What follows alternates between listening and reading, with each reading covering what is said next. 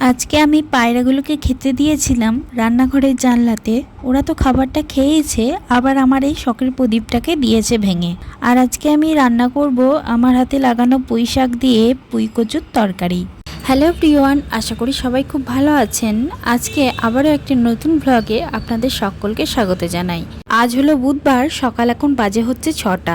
আজকে উঠেছি ওই মোটামুটি 5:30টার সময়, কারণ ঈশান যেহেতু স্কুল যাবে 6:30টার মধ্যে ওকে রেডি করে বাসে তুলে দিয়ে আসতে হয়। আর এদিকে তাড়াতাড়ি না উঠলে ওর টিফিনটাও ঠিক টাইম মতো বানানো হয় না, লাস্টে তাড়াহুড়ো লেগে যায়। সেই জন্য একটু তাড়াতাড়ি উঠতে হয়। তো ওর আগে টিফিনটা বানিয়ে দিই, তারপরে বাড়ির সমস্ত কাজকর্ম শুরু করি।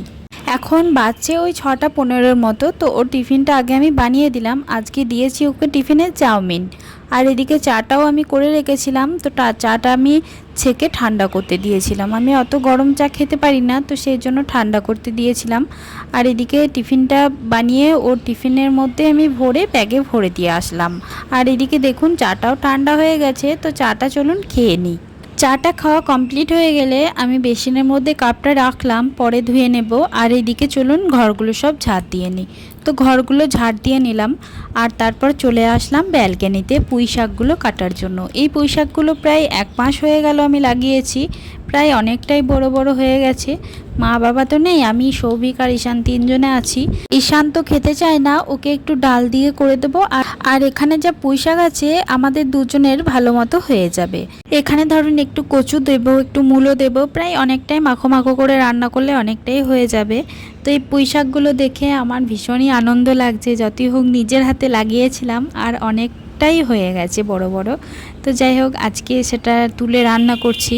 নিজের হাতে লাগানো সবজি, সেটাকে তুলে আবার নিজের হাতেই রান্না করা, তার মজাটাই আলাদা। আমি আরও বেশি করে এগুলো পুঁই শাকগুলো কেটে নিলাম, তার কারণ বেশ ভালো মোটা হয়ে বেরোচ্ছে না, একদম লিকলিক করছে। তো সেই জন্য আমি পুরো ডগটাকেই ছেটে নিলাম। আজকে পুঁই কচু একটুখানি আলু দিয়েছিলাম আর মূলো দিয়েছিলাম, তো সেটা রান্না করব। আর এদিকে ঢ্যাঁড়সের ঝাল করব। আর এদিকে চলুন একটুখানি ঝিঙা আলু পোস্ত করে নেব। আর এদিকে আলুগুলো আমি সব কেটে নিলাম, খোলাগুলো ছাড়িয়ে। আর ঝিঙেটা আমি বের করতে ভুলে গেছিলাম, সেই জন্য আবার উঠে একবার নিয়ে আসলাম ঝিঙেটা। তারপর খোসা ছাড়িয়ে কুচি কুচি করে কেটে নিলাম। তো চলুন, এদিকে আমার সবজি কাটা কমপ্লিট। একটা প্যাকেটের মধ্যে সবজির খোসাগুলো ভরে সাইড করে রেখে দিলাম, ওগুলো পরে ফেলে দেব। আর এদিকে সবজিগুলো ভালো করে ধুয়ে আমি চলে আসলাম ঘরটা মোছার জন্য। অনেক সকাল সকাল ওঠা হয়েছে, ঈশানকে স্কুলেও দিয়ে চলে এসেছি। তো এখন বাজে হচ্ছে 8:30টার মতো।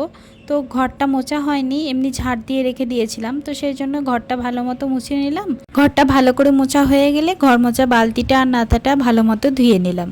তো চলুন, এদিকে কাচাকুচিও আছে 1 বালতির মতো।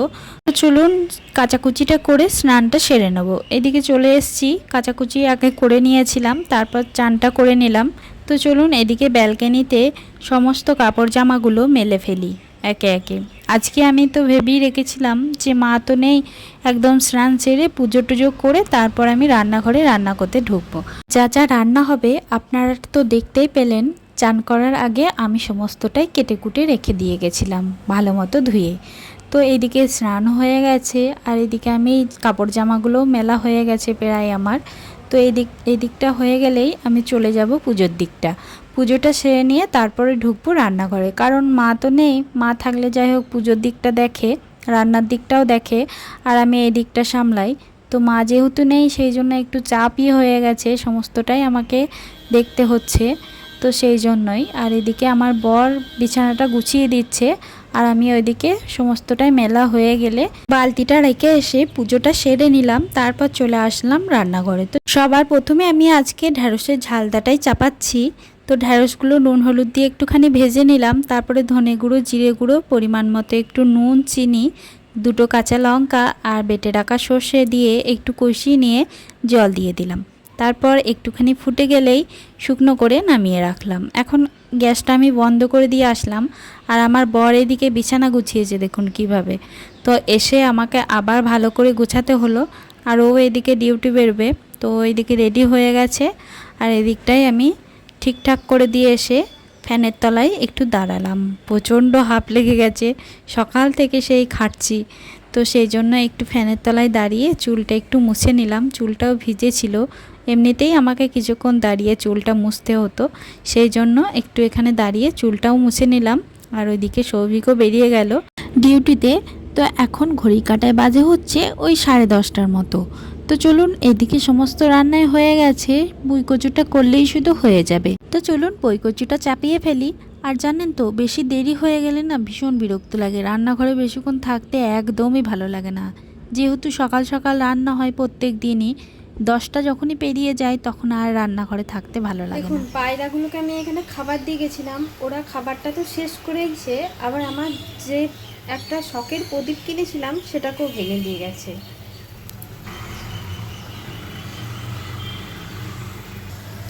একদম টুকরো টুকরো হয়ে গেছে, ওটা আর নেওয়া যাবে না।